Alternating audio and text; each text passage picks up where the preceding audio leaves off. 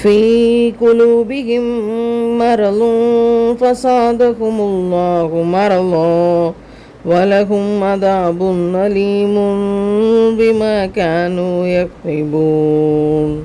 இறைவன் மிகப்பெரியவன். அவர்களின் உள்ளங்களில் நோய் உள்ளது. அல்லாஹ் அந்த நோயை அவர்களுக்கு மேலும் அதிகமாக்கிவிட்டான். அவர்கள் பொய்யுரைத்து கொண்டிருந்ததால் வதைக்கும் வேதனை அவர்களுக்கு உண்டு. இறை நம்பிக்கை கொண்டவர்களுக்கு இந்த குரானை எடுத்து படிக்கும்போது அவர்களுடைய இறை நம்பிக்கையை அது அதிகமாக்கும், இன்னும் ஈமான் வலிமையாகும். அவர்கள் அது குறித்து சந்தோஷப்படுறாங்க. ஆனால் மனசில் இறைவன் இருக்கானா இல்லையா அப்படிங்கிற சந்தேகம், அந்த இதயத்தில் இருக்கக்கூடிய நோய், இறை நம்பிக்கையற்ற தன்மை, அப்படியான ஆட்கள் இந்த திருக்குரானை எடுத்து படிக்கும்போது இவர்களுடைய உள்ளத்தில் வஞ்சகம் என்கிற நோய் இருந்துச்சு பார்த்திங்களா. உள்ளுக்குள்ளே இறை நம்பிக்கை இல்லாமல் நான் இறை நம்பிக்கையாளன் தான், நான் இறைவனை ரொம்ப நம்புகிறேன் அப்படின்னு வெளியே போய் சொல்லிக்கிட்டு இருந்தாங்க இல்லையா. அதன் காரணமாக அவன் என்ன செய்கிறான் அப்படின்னா, அவன் மனசில் இருக்கக்கூடிய கெட்ட விஷயங்கள் எல்லாத்தையுமே அதிகரிச்சிடறான் இறைவன். ஏற்கனவே உள்ள அவர்களது அசுத்தத்துடன் மேலும் அசுத்தத்தை அது அதிகமாக்கும்.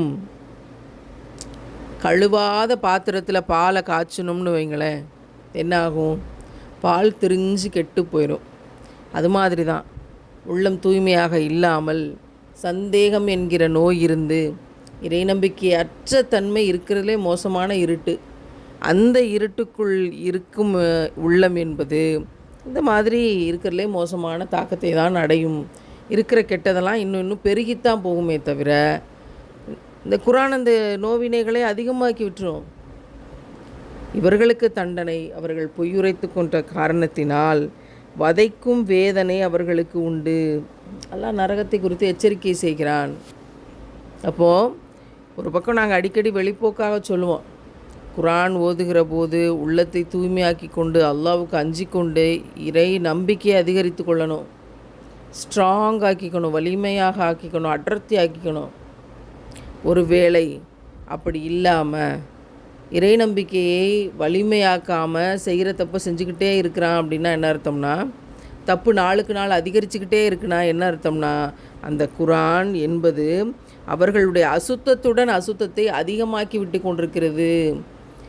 ஒரு பெண்ணோடு விபச்சாரம் செய்து கொண்டிருக்கிற இறை நம்பிக்கை அற்றவன் வெளியில் இறை நம்பிக்கையாளன் என்று பொய் சொன்ன அவன் தொடர்ந்து விபச்சாரம் செய்யக்கூடியவனாக, ஒரு பொய்யை சொல்லி கொண்டிருந்தவன் இறை நம்பிக்கை அற்ற தன்மை காரணத்தினால் தொடர்ந்து அதிகமாக பொய் சொல்லக்கூடியவனாக, இப்படி குப்பையோடு குப்பையை அதிகமாக, பொய்யோடு பொய் அதிகமாக அவன் நலமாயிரும்.